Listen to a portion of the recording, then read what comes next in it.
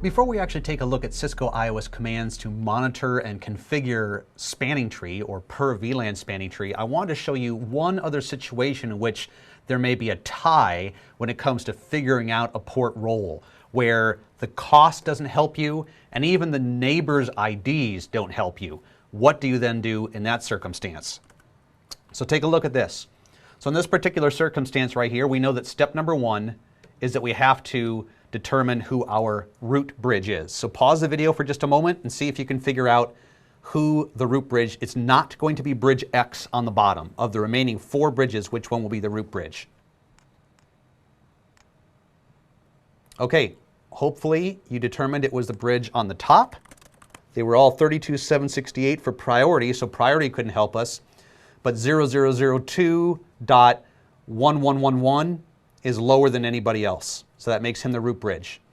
Now we know that all of his ports are going to be forwarding ports designated, because you can't get any closer to the root bridge than being on the root bridge. Now remember that step number 2 was determining root ports for all of our non-root bridges. So for this 0200111111, it's pretty easy. It's going to be port number 0/1, because that is a cost of 4. Any other path you could take would be higher than 4. Also for AABB2222, that will be his root port for the same reason. Cost of 4 is going to be 19. We're done. It's too high going down below.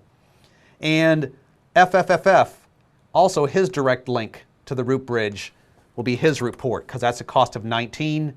Whereas if he goes downstream, it'll be 19 plus something. Okay, so now let's look at bridge X. If we put our numbers on the diagram here, we can see that bridge X, his total cost to the root bridge out fast Ethernet 0/1 is 38, 19 plus 19. If he goes out fast Ethernet 0/2, his total cost is going to be 23, 19 up to his neighbor, plus 4 to the root. And if he takes either one of these paths, 03 or 04, the cost is still going to be 23. He says, okay, well, I know that 0/1 is not going to be my root port. And it's a tie between 02, 03, and 04. All 3 of those have the same cost. So the next tiebreaker was look at your neighbor's bridge IDs. Because remember, your neighbors are forwarding BPDUs to you. This guy's sending a BPDU downstream, and we're getting one down here, and we're getting one down here. So bridge X says, okay, well, between these 2 names right here, 02001 is lower than 0200A, so I know it's not going to be 0/2. So my root port is either going to be 03 or 04. But now we have a problem, because 03 and 04 both have the same cost, 23. Normally the tiebreaker would then be to go back to these BPDUs and look at the sending bridge ID. I'll just put this in here. Sending bridge ID. Sending bridge ID. But that doesn't help us, because the sending bridge ID of both these BPDUs is exactly the same.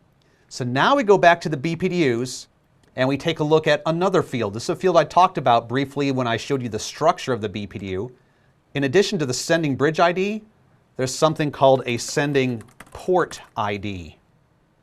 Sending port ID.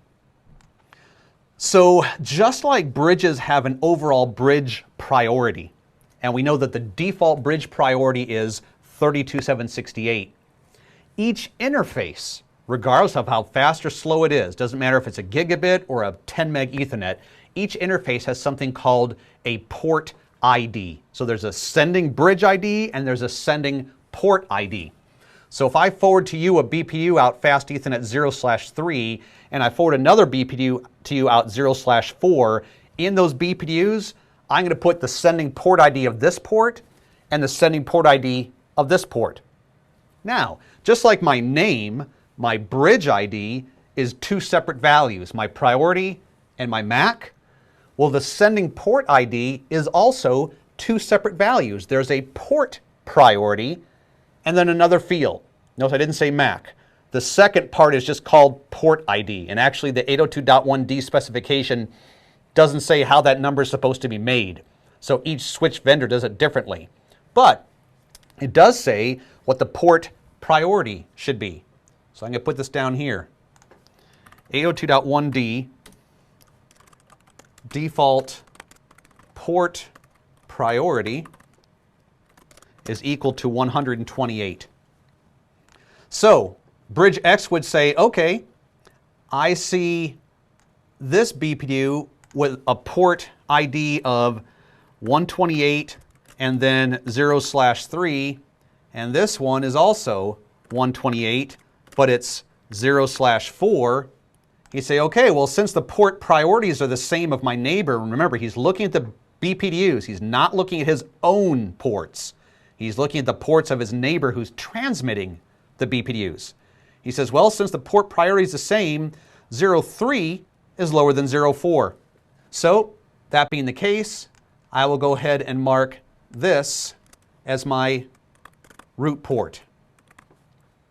So that is the third and final tiebreaker. Step number 1, see if there's a path that has the least cost.